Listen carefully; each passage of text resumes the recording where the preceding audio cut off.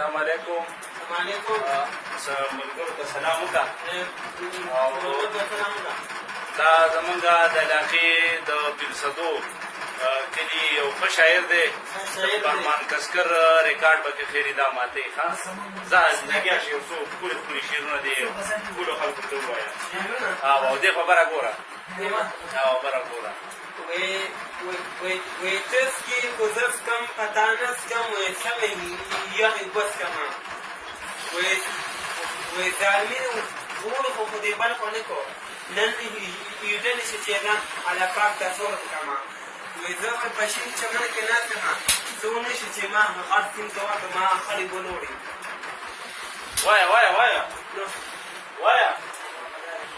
وایه کنه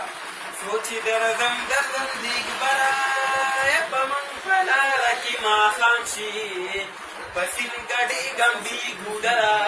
پمن پلارا کی ماخام شی خود بابا سینو سلور کی امتحان دار امتحان خبی ډېر مالا تورو غرنورا لمدا پمن پلارا کی ماخام شی پسین گڑی گمبی گودرا جواد کسکر پلارا کی ماخام شی یو څو شعر او داسې ووایه ښکلي شعرونه ووایه فیسبوک ته ورکوم چې بیا منو جواد کسکر یار یو څو شعرونه او مولا یې ده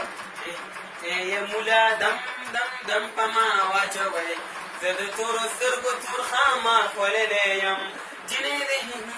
وچې چې خټا شوه جنې دې وچې چې خټا شوه د ملالې نغمې تونه ای مولا دم دم دم پما واچوي ډېر جواد کسکر ګیرو دوه ډېر ووایه زه خوندوره شه دغه د بل راته ووایه که نه رومال بدل کړه یا رومال ځل کما رومال تباهینا هغه راته ووایه رومال ستاسو والا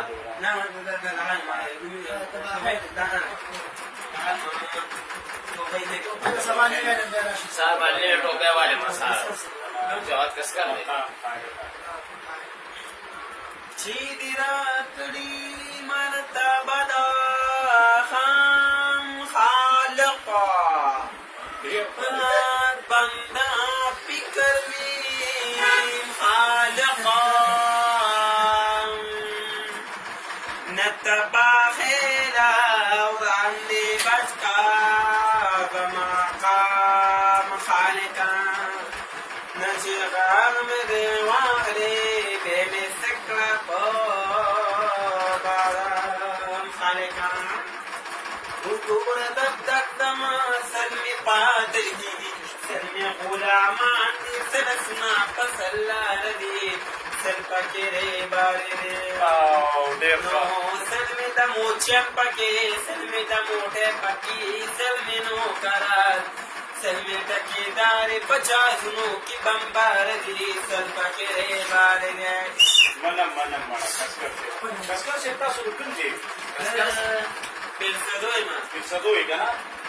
مینهوال ته څه ووایه لکه د شاعرۍ باره کې ستا څه کوي ته څه وایې مستقل تکتبه تک د باران علمونو دې دنم علوي وای سنم ولا وخت د باران کسکر سے منو یار خیر دې جنگ نه ناچارې دې ګرانا دې می قادر باندې پن کو چواړوینا ډېر بس والله چې خط دې تمام کړو دا منم او نوي شعرونه خو تاسو دغه نشته دی مخکې نشته دی څو شعرونه کتاب ته اراده شته کسکر سے کتاب ته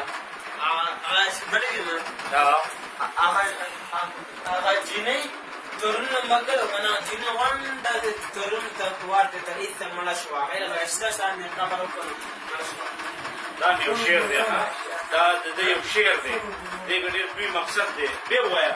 وایي زه په شین چمن کې ناست یم څوک نشي چې ما غټ سیند ته ورته ما خړې بولو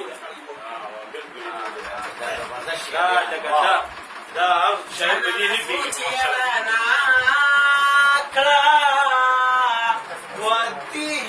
علیم خان پسې ډوډۍ د ختمه وینه نه و چې علیم خان پسې راګیر دي بدن وویل بس